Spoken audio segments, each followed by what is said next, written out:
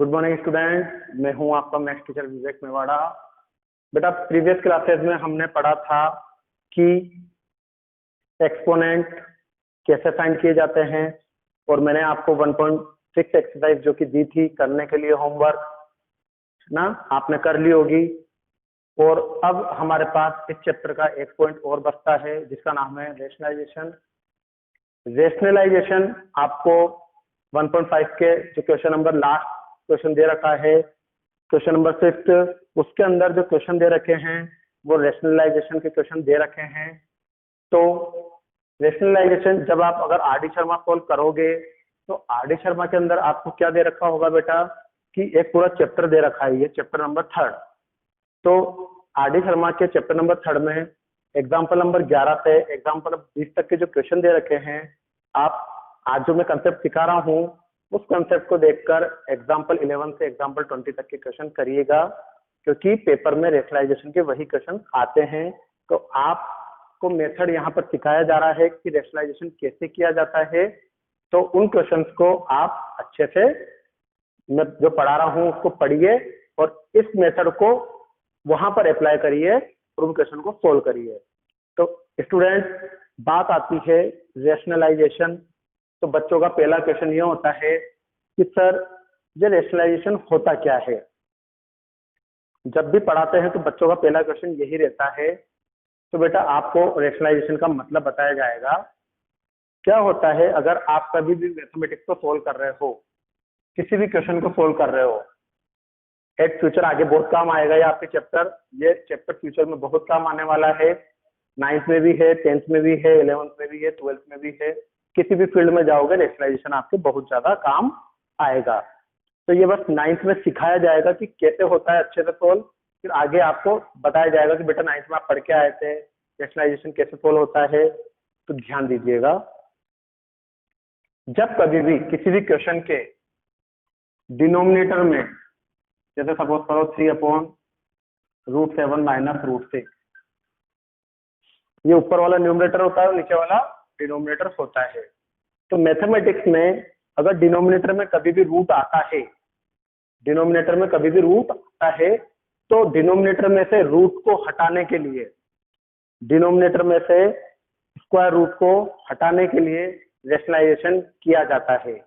तो रेशनलाइजेशन का सीधा सा कंसेप्ट क्या सुना आपने कि अगर मैथमेटिक्स में कभी भी डिनोमिनेटर में स्क्वायर रूट आ गया तो स्क्वायर रूट को डिनोमिनेटर में से हटाने के लिए रेशनलाइजेशन किया जाता है।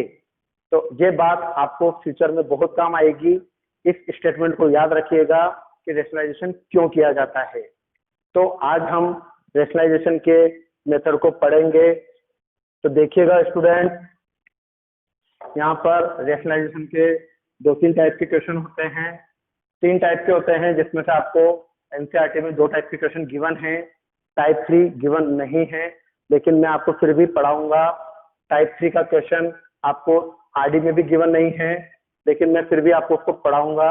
आप बेफिक्र दीजिए, है ना, वो आपको एनसीईआरटी और आरडी में नहीं मिलेगा। और 2014 से 18 तक टाइप 3 का क्वेश्चन 4 नंबर में हर साल आया था हाफ ईयरली में। अगर आपके पास पुराने पेपर पड़े हों तो आप देखिएगा 2014 से 2018 तक कंटिन्यू 4 नंबर का एक टाइप 3 का क्वेश्चन आया था रेशनलाइजेशन का, तो मैं उसको भी कराऊंगा, है ना। आप बेफिक्र होकर पढ़िए बेटा। तो टाइप 1 का कंसेप्ट होता है, जैसे आपको कोई क्वेश्चन आ गया, जैसे कि मैं यहाँ पर आपको 1.5 एक्सरसाइज का क्वेश्चन नंबर 50 का फर्स्ट बता रहा हूँ। लिखा हुआ है 1/√7। अब ये कैसे पहचानोगे कि टाइप 1 का है? अगर डिनोमिनेटर में सिंगल टर्म है, अगर डिनोमिनेटर में सिंगल टर्म है तो क्वेश्चन होता है टाइप 1 का। डिनोमिनेटर में सिंगल टर्म है तो क्वेश्चन होगा टाइप 1 का। तो टाइप 1 के क्वेश्चन को सोल्व करने का क्या तरीका होता है, देखिएगा। देखो, जिस नंबर पर रूट लग रहा है, जिस नंबर पर रूट लगा हुआ है, उसी नंबर को आप ऊपर और उसी नंबर को आप नीचे मल्टीप्लाई करोगे। मतलब जिस नंबर पर रूट लगा है उसी नंबर को न्यूमरेटर और डिनोमिनेटर में मल्टीप्लाई भी करोगे और डिवाइड भी करोगे। क्लियर है स्टूडेंट्स ये वाली बात? तो देखो 1 को √7 से मल्टीप्लाई कराता हूँ, √7 आ गया, √7 और √7 को मल्टीप्लाई, सॉरी रूट की जगह रूट लगा दिया, 7 को 7 से मल्टीप्लाई करा तो 49 आ गया, ये √7 और √49 की वैल्यू होती है 7। √49 कितना होता है? 7। तो ध्यान दीजिएगा कि अभी आपका क्वेश्चन क्या था, 1/√7, और आपको बोला है कि इसका रेशनलाइजेशन करो। तो रेशनलाइजेशन का तरीका मैंने आपको क्या बताया, अगर सिंगल डिजिट है तो मल्टीप्लाई और डिवाइड दोनों करोगे। तो 1 को √7 से करा तो √7, रूट एज इट इज लगाया, 7 को 7 से करा तो 49, √49 की वैल्यू कितनी आ गई? 7। तो अब देखिए आपका जो आंसर आया है, क्या उसमें डिनोमिनेटर में से रूट हट चुका है? तो आप बोलोगे यस सर। तो मेन टारगेट रेशनलाइजेशन का क्या होता है कि बस डिनोमिनेटर में से आपको रूट हटाना है। वो रूट चाहे कहीं पर भी लग जाए लेकिन डिनोमिनेटर में नहीं होना चाहिए। तो ये होता है रेशनलाइजेशन।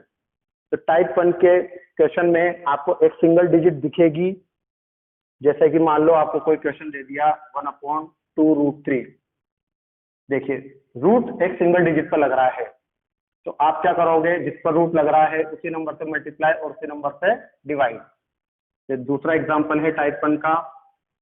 तो 1 को √3 से करा तो √3, ये 2 एज इट इज, ये मल्टीप्लाई एज इट इज, √3 को √3 से करा तो √9, ये √3 एज इट इज, ये 2 एज इट इज, ये मल्टीप्लाई एज इट इज, √9 की वैल्यू लिखे 3, फिर ये √3 लिखा, 2 को 3 से मल्टीप्लाई करा 6। तो देखिए यहाँ पर क्या डिनोमिनेटर में से रूट हट गया? आप बोलोगे यस सर रूट हट चुका है। तो ये हो गया आपके टाइप 1 का रेशनलाइजेशन। टाइप 1 में डिनोमिनेटर में सिंगल डिजिट होती है, इस बात को ध्यान रखिएगा। अब आता है आपके टाइप 2।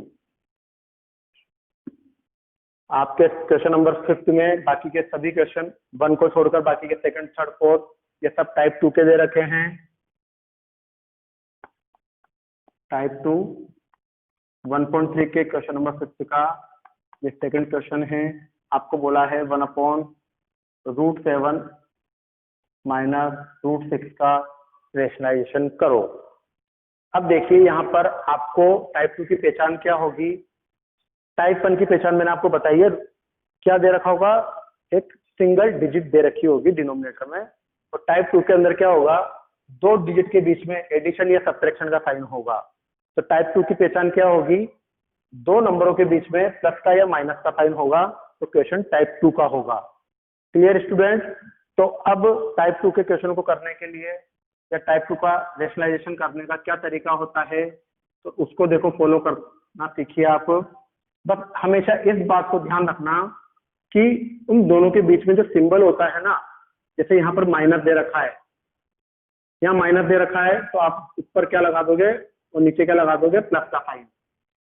यहाँ माइनस है तो इधर प्लस लगाओगे, अगर इधर प्लस आ गया तो उधर माइनस लगाओगे, और बाकी के दोनों number as it is side में लिख दोगे, और जो नंबर दे रखे थे दोनों एज इट इज साइड में लिख दोगे। इस तरफ √7, उस तरफ √6।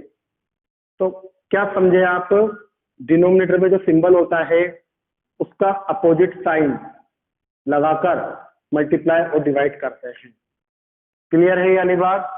अब देखो आप 1 को √7 से करो तो √7, 1 को √6 से करा तो √6। टाइप 2 के क्वेश्चन की एक सबसे अच्छी बात यह है कि इसका जो डिनोमिनेटर होगा उसके हर क्वेश्चन में, टाइप 2 के डिनोमिनेटर में हर क्वेश्चन में आपके एक आइडेंटिटी बनेगी a - b a + b, जो कि क्या होती है, टाइप 2 के डिनोमिनेटर में हमेशा आइडेंटिटी बनेगी a - b a + b, जो कि आपने पढ़ी है a का स्क्वायर माइनस b का square, a - b a + b। तो देखिए अब यहाँ पर a बराबर √7, b बराबर √6, तो मैं आइडेंटिटी अप्लाई कर रहा हूँ, a का स्क्वायर माइनस b का स्क्वायर, तो √7 + √6 एज इट इज, ये स्क्वायर का अंडर रूट कटा, ये स्क्वायर का अंडर रूट कटा, तो नीचे क्या बचा, 7 - 6, तो √7 + √6 अपॉन 1। तो देखिए डिनोमिनेटर में से रूट हट चुका है क्या, तो आप बोलोगे यस सर। तो डिनोमिनेटर में से रूट हटता है तो रेशनलाइजेशन हो जाता है। तो इसका रेशनलाइजेशन क्या हुआ, √7 + √6 अपॉन 1। Clear student? तो इस टाइप से आपको क्वेश्चन नंबर 5 के बाकी के 2 क्वेश्चन और हैं, उन्हों को करना है। इसके अलावा अगर आपके पास घर पे बुक्स थे, अगर बुक्स नहीं है तो आप गूगल प्ले स्टोर से भी डाउनलोड कर सकते हो आर डी शर्मा। ऐसा कोई जरूरी नहीं है कि आप खरीद के लाओ बेटा, है ना, गूगल पे अवेलेबल है। प्ले स्टोर पे जाइए, R D Sharma class 9 type करिए, पूरी आर डी शर्मा आ जाएगी। आर डी शर्मा का चैप्टर नंबर 3 खोलिए। चैप्टर नंबर 3 में एग्जाम्पल नंबर 11 से लेकर एग्जाम्पल नंबर 20 तक आप सोल्व करिए। उसमें ज्यादातर क्वेश्चन टाइप 2 के दे रखे हैं, तो उन क्वेश्चनों को करिए। अगर होते हैं तो अच्छी बात है, नहीं होते तो आप क्वेरी ग्रुप पे मुझे फोटो सेंड कर दीजिए, मैं आपको उसका सॉल्यूशन बता दूंगा या नेक्स्ट क्लास में आपको उसको एक्सप्लेन कर दूंगा। Okay, good bye student, have a nice day.